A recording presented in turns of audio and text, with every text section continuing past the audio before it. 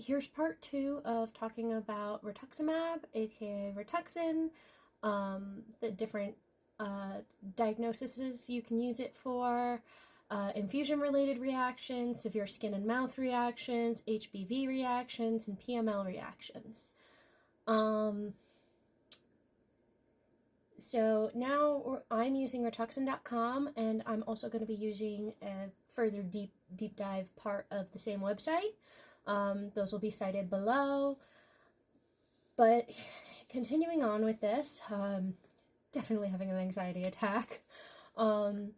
So what should I tell my healthcare provider before receiving Rituxan? Before receiving Rituxan, tell your healthcare provider if you have had severe reaction to Rituxan or Rituximab product, have a history of heart problems, irregular heartbeats, or chest pains, have lung or kidney problems, have had an infection, currently have an infection, or have a weakened immune system, have had any severe infections, including HBV, HCV, CMV, HSV, parvovirus B19, varicella zoster virus, aka chickenpox or shingles, or West Nile virus.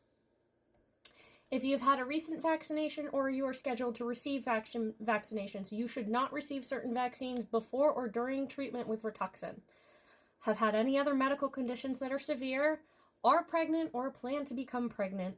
No worries. The fun little statistic that he dropped that it's 5 to 10% more chance of, if I have kids, of them having MS2. I was just like, the nail was already in that coffin that I don't want to reproduce, but you just shut that permanently. No. Females who are able to become pregnant. Your healthcare provider should do a pregnancy test to see if you're pregnant before starting Rituxan, and you should use effective birth control during treatment with Rituxan and for 12 months after the last dose. Talk to your healthcare provider about effective birth control. Tell your healthcare provider right away if you become pregnant or think you are pregnant during treatment with Rituxan. Alert your healthcare provider if you are breastfeeding or plan to breastfeed because it might pass into your breast milk. Do not breastfeed during treatment and for 6 months after your last dose of Rituxan. Are taking any medications, including prescription and over-the-counter medicines, vitamins, and herbal supplements. Especially tell your doctor if you have taken a tumor necrosis factor inhibitor medicine or a disease-modifying anti-rheumatic drug. Oh, this is terrifying. Okay. Possible more side effects of Rituxan. Can cause serious side effects, including tumor lysis syndrome. TLS is caused by the fast breakdown of cancer cells. It can cause you to have kidney failure or the need for dialysis treatment, abnormal heart rhythm. It can happen within 12 to 24 hours after an infusion of Rituxan. Your healthcare provider will do blood tests to check you for TLS. They might also give you medicine to help prevent TLS. Tell your healthcare provider if you have any of the following signs or symptoms: nausea, vomiting, diarrhea, and lack of energy. Serious infections. Serious infections can happen during and after treatment with Rituxan and can lead to death. Oh, this is why he had me reschedule for the sinus infection. Makes sense, okay. Rituxan can increase your risk of getting infections and can lower the ability of your immune system to fight infections. Types of serious infections that can happen with Rituxan include bacterial, fungal, and viral infections. After receiving Rituxan, some people have developed low levels of certain antibodies in their blood for a long period of time, longer than 11 months. Some of these patients with low antibody levels developed infections. People with serious infections should not receive Rituxan. Tell your healthcare provider right away if you have any symptoms of fever, cold symptoms such as runny nose or sore throat that do not go away, flu symptoms such as cough, tiredness, and body aches, earaches or headaches, pain during urination, cold sores in the mouth or throat, cuts, scrapes, or incisions that are red, warm, swollen, or painful. Heart problems. Rituxan might cause chest pain, irregular heartbeats, and heart attacks. Your healthcare provider may monitor your heart during and after treatment with Rituxan if you have symptoms of heart problems or have had a history of heart problems. Tell your healthcare provider right away if you have chest pain or irregular heartbeats during your treatment with Rituxan. Kidney problems, especially if you're receiving Rituxan for NHL. Rituxan can cause severe kidney problems that lead to death. Your healthcare provider should do blood tests to check how well your kidneys are working. Stomach and serious bowel problems that can sometimes lead to death. Bowel problems, including blockages or tears in the bowels, can happen if you receive Rituxan with chemotherapy medicines. Tell your healthcare provider right away if you have any abdomen pain or repeated vomiting during your treatment with Rituxan. Your healthcare provider will stop treatment with Rituxan if you have serious, severe, or life-threatening side effects. Okay, so now we're going to recover what are the most common side effects during treatments with Rituxan, because this website has a lot more than the other one did. Infusion-related reactions, infections, body aches, tiredness, nausea. In adults with GPA or MPA, the most common side effects of Rituxan also include low white and red blood cells, swelling, diarrhea, and muscle spasms. In children with B-cell, NHL, or BAL who receive Rituxan with chemotherapy, the most common side effects include decreased white blood cells with fever, mouth sores, inflammation of the upper intestine, serious infection throughout the body and organs, including sepsis, changes in liver function blood tests, low level of potassium in the blood. Other side effects include aching joints during or within hours of receiving an infusion and more frequent upper respiratory tract infections.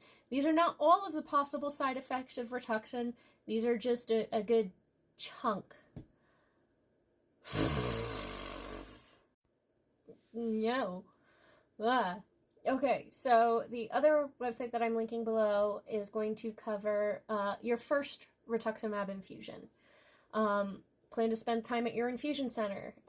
It's given slowly. Your first treatment might take 4 to 6 hours or more. If you have an infusion-related reaction, your infusion will be slowed or stopped.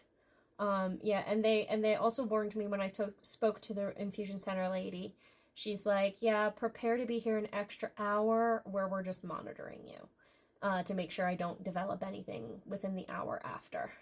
Your next infusion should take less time. Starting with the second treatment cycle, your infusions will generally take between 3 and 4 hours. Previously untreated follicular lymphoma and DLBCL patients who do not have serious infusion-related reactions during initial treatment might be able to receive follow-up infusions that last only 90 minutes. Not all patients will be able to receive a faster infusion. This covers more IRRs, more everything that I just read. Okay.